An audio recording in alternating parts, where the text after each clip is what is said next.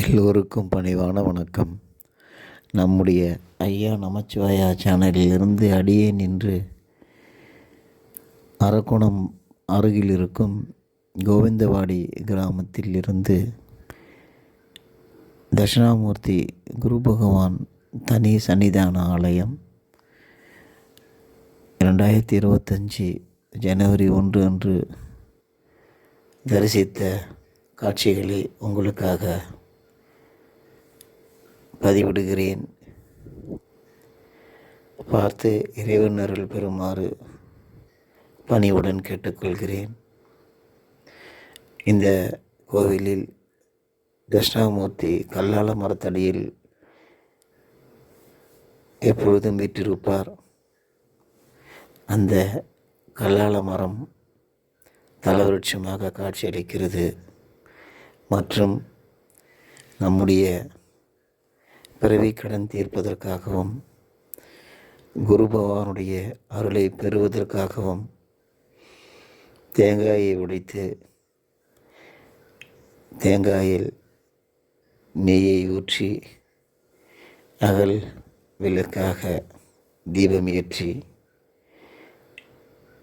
தட்சிணாமூர்த்தியை வணங்க வேண்டும் என்பது ஐதீகம். அதை செய்து முடித்தால் குருவினுடைய பரிபூரண கடாட்சம் நமக்கு கிடைக்கும் என்பது திண்ணம். அதையும் படம் பிடித்து போட்டிருக்கின்றேன். மேலும் இந்த சன்னிதானத்தில் குரு பகவானுக்கு தனி கோபுரம் அமைத்துள்ளார்கள். மிகப்பெரிய விக்கிரகம் குரு பகவானுடைய விக்கிரகமாக அமைந்திருக்கிறது. பார்ப்பதற்கு அவ்வளவு அழகாக குரு பகவான் காட்சியளிக்கிறார். இங்கே மூலவர் அம்பாள் சிவனும் பார்வதியும் அமைந்திருக்கிறது. அவர்களை வணங்கிவிட்டு குரு பகவானை வணங்க வேண்டும், குருவினுடைய அருளை பெற வேண்டும் என்பதற்காக இதை உங்களுக்கு பதிவிடுகின்றேன். மிக்க நன்றி. திருச்சிற்றம்பலம். சிவாய நம.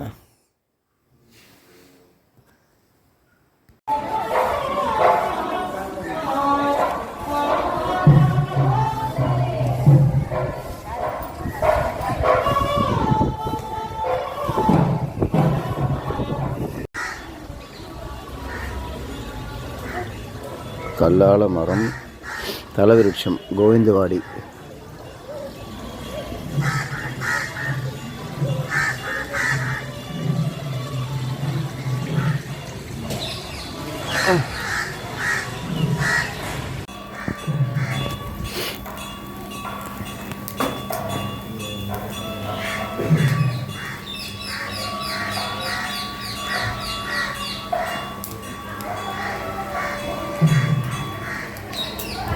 குரு பகவான் கோவிந்தவாடி குரு பகவான் சன்னிதானம். கல்லால மரத்தடியில் வீட்டிருக்கும் தட்சிணாமூர்த்திக்கு தேங்காயில் நெய் தீபம் ஏற்றுதல்.